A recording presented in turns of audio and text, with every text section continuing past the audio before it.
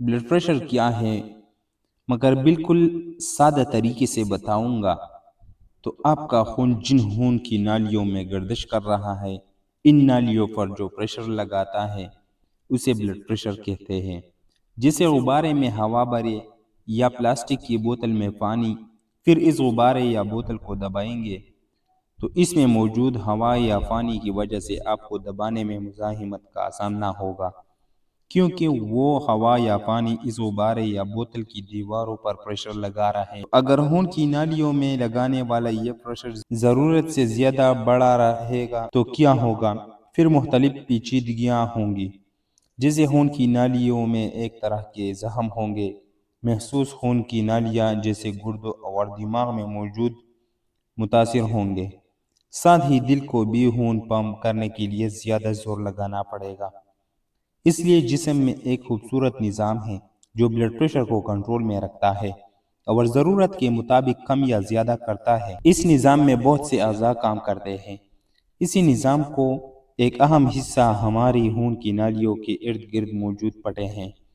ان پٹوں نے خون کی بڑی نالیوں کو لپیٹا ہوا ہے، اور جب پٹے سکڑتے ہیں تو خون کی نالی پر دباؤ پڑتا، جس سے بلڈ پریشر بڑھ جاتا ہے۔ اس کے برعکس جب یہ پٹے پھیلتے ہیں تو خون کی نالی پر دباؤ کم ہوتی ہے اور بلڈ پریشر بھی کم ہوتا ہے۔ ان پٹوں کو سکڑنے اور پھیلنے کا سگنل دماغ کی طرف سے آتا ہے، یا کچھ ہارمونز بھی ایسا کرتے ہیں۔ ہماری یہ دوائی اس نظام کو استعمال کرتے ہوئے بلڈ پریشر کو کم کرتی ہے۔ ان پٹوں کو حرکت کرنے یعنی سکڑنے کے لیے ان کی خلیوں میں کیلشیم کا داخلہ ضروری ہوتا ہے۔ ہماری یہ دوائی املوڈیپین ان پٹوں میں کیلشیم کے داخلے کو کم کرتی ہے، جس سے ان پٹوں کو سکڑاؤ میں کمی آتی ہے اور خون کی نالیوں پر دباؤ بھی کم ہوتا ہے۔ نتیجتاً خون کی نالیوں کا حجم بڑھ جاتا ہے اور ان میں موجود خون کی کھلی جگہ ملتی ہے، یعنی بلڈ پریشر کم ہو جاتا ہے۔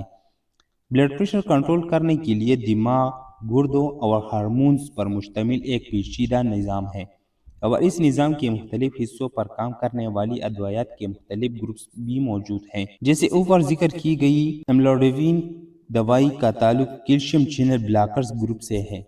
یہ دوائی اکثر کسی اور طریقے سے بلڈ پریشر کو کم کرنے والی دوائی کے ساتھ استعمال کیا جاتا ہے۔ اس میں املوڈیپین کے ساتھ والسارٹان بھی ہیں، لیکن ادویات کا استعمال ذاتی طور پر ڈاکٹر کے مشورے سے ہی کرنا چاہیے۔ شکریہ۔